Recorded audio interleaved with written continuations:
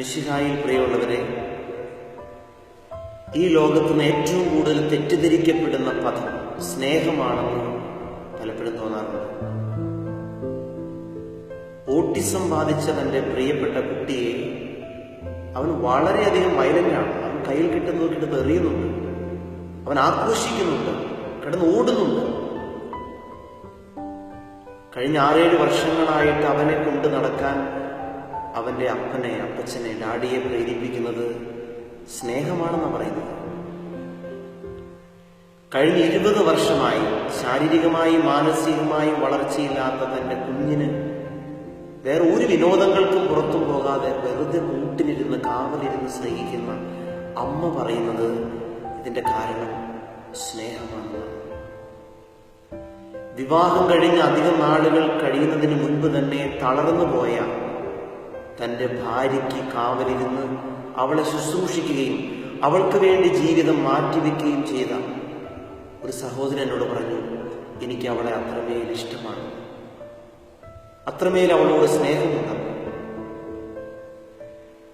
തൻ്റെ കൂട്ടുകാരൻ കാണിക്കുന്ന ഏത് തെറ്റുകൾക്കും കുറ്റങ്ങൾക്കും കൂട്ടുനിൽക്കുന്നതിനും അവൻ പറയുന്ന ഏത് കാര്യങ്ങൾക്ക് എടുത്തു ചാടി ഓടാനും ഒരുവനെ പ്രേരിപ്പിക്കുന്നതും അതിനവൻ പറയുന്ന ന്യായീകരണവും സ്നേഹമാണ്.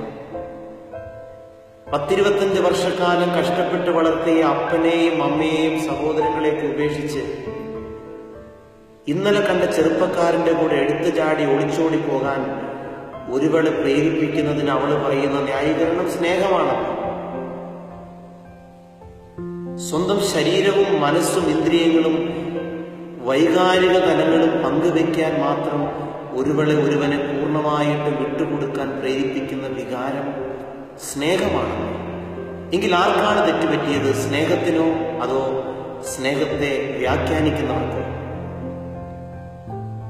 ഈശോയുടെ മരണത്തിന് മുമ്പുള്ള മനോഹരമായ കൽപ്പനയുണ്ട്. യോഹന്നാന്റെ സുവിശേഷം 13-ാം അധ്യായം 34-35 തിരുവചനങ്ങൾ. ഞാൻ നിങ്ങൾക്കൊരു പുതിയ കൽപ്പന തരുന്നു, ഞാൻ നിങ്ങളെ സ്നേഹിച്ചതുപോലെ നിങ്ങൾ പരസ്പരം സ്നേഹിക്കണം.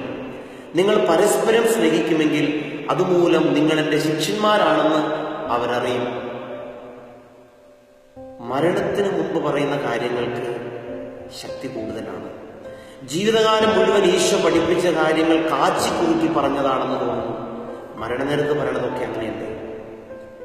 എൻ്റെ അമ്മച്ചി മരണക്കിടക്കയിൽ കിടന്നുകൊണ്ട് എന്നോട് പറഞ്ഞു, 1996 ഞാനില്ലേലും നീ പഠിച്ച് മിടുക്കനായ ഒരു അച്ഛനാണ്.